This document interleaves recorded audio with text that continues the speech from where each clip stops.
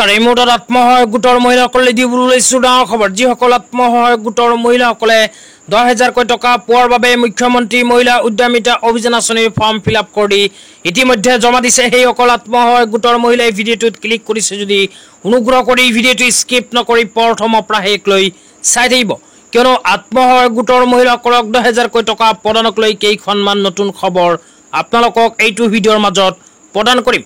তো অনুগ্ৰহ কৰি ভিডিঅ'টো স্কিপ নকৰি প্ৰথমৰ পৰা শেষলৈ চাব আৰু মোৰ চেনেলত নতুন হ'লে প্লিজ চেনেলটো ছাবস্ক্ৰাইব কৰি মোৰ লগত থাকিব। তো বলক ভিডিঅ'টো আৰম্ভ কৰি এই বিষয়ত আমি বিস্তাৰিত জানি লওঁ। তো যিসকল আত্মসহায়ক গোটৰ মহিলাসকলে 10,000কৈ টকা পোৱাৰ বাবে ফৰ্ম ফিল-আপ কৰি জমা দিছে, সেইসকল আত্মসহায়ক গোটৰ মহিলাৰ কাৰণে CMO আছামৰ ফালৰ পৰা এনেকৈ এখন আপডেট ইতিমধ্যে আমাৰ হাতত আহি পৰিছে। তো ইয়াতে কি লিখা আছে বিতংভাৱে আপোনালোকক জনাই দিছোঁ।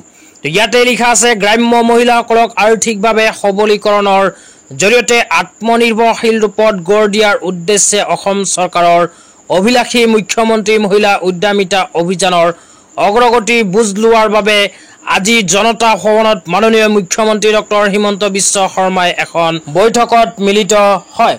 তো যিসকল আত্মসহায়ক গোটৰ মহিলাসকলে মুখ্যমন্ত্ৰী মহিলা উদ্যমিতা অভিযান আঁচনিত 10,000কৈ টকা পোৱাৰ বাবে ফৰ্ম ফিল-আপ কৰি জমা দিছে, সেইসকল মহিলাৰ বাবে অসমৰ মুখ্যমন্ত্ৰী ডাঙৰীয়াই এখন বিশেষ বৈঠক অনুষ্ঠিত কৰিছে। ইয়াৰ লগতে আৰু কোৱা হৈছে, বৈঠকত মাননীয় মুখ্যমন্ত্ৰীয়ে প্ৰাপ্ত আবেদন পত্ৰৰ সংখ্যা, অভিযানৰ অগ্ৰগতি নিৰীক্ষণৰ সুবিধাৰ্থে পৰ্টেল প্ৰস্তুতকৰণ, পূৰণ হোৱা আবেদন পত্ৰসমূহ পৰ্টেলত অন্তৰ্ভুক্তিকৰণ আদিৰ অগ্ৰগতিৰ উপৰিও উদ্যমী হিচাপে প্ৰতিষ্ঠিত হোৱাৰ বাবে আগ্ৰহী মহিলাসকলে প্ৰস্তাৱ কৰা জীৱিকাৰ ধৰণসমূহ বিস্তৃতভাৱে বুজ লয়।